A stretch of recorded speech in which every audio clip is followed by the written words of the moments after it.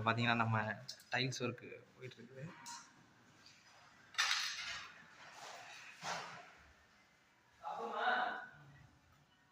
இது நம்ம டீம் தான் பண்ணிகிட்ருக்குறாங்க, லேபரில் பண்ணுறாங்க. நாங்கள் அந்த டைல்ஸ் ஒர்க்கும் அந்த தனித்தனி டைல்ஸ் ஒர்க்கும் கூட பண்ணி கொடுத்துட்ருக்கோம். ஆளுக்கு தொடர்ச்சியாக வேலை கொடுக்குறதுக்காக அடுத்தடுத்த வேலைகள் இன்னும் அவங்களுக்கு கண்டினியூஸாக இருக்குது. இன்னும் ஒரு 5 வீடு இருக்குது செய்கிறதுக்கு.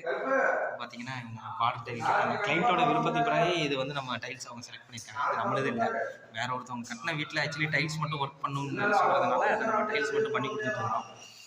இதில் பார்த்தீங்கன்னா இது கிளைண்ட்டோட விருப்பப்படி இந்த பார்டர் கிட்டு கிளைண்ட்டோட ரிக்குவயர்மெண்ட் நம்மளுது. இதில் வந்து என்ஜினியரோட இது வந்து பாயிண்ட் ஆஃப் வியூ ஒன்று, இது வந்து லேபருக்கு இது ஒர்க்குங்கிறதுனால அவங்க என்னவோ அது பிரகாரம் செஞ்சு கொடுத்துட்ருக்கோம்.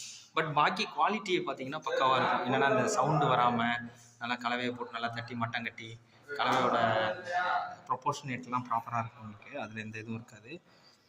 ஒர்க்கர்ஸ் பார்த்துட்ருக்குறாங்க. பார்த்தீங்கன்னா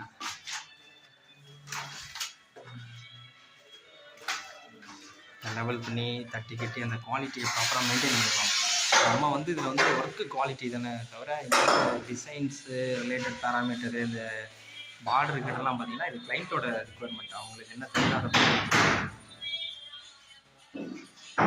கலவை வந்து 1:8 தான் போகும். 1:8 நல்லா சிறப்பாக நல்லா ஊற்றிட்டு பக்காவாக இந்த தரையெல்லாம் முதல்ல பார்த்தீங்கன்னா இதுமாரி இருக்கிற தரையெல்லாம் நல்லா உடச்சி இடித்து எடுத்துகிட்டு அதுக்கு அடுத்த வீடியோவில் நம்ம பதிவில் பார்க்கலாம். அந்த உடச்சி இடித்து எடுத்துகிட்டு எல்லாமே போடுவோம்.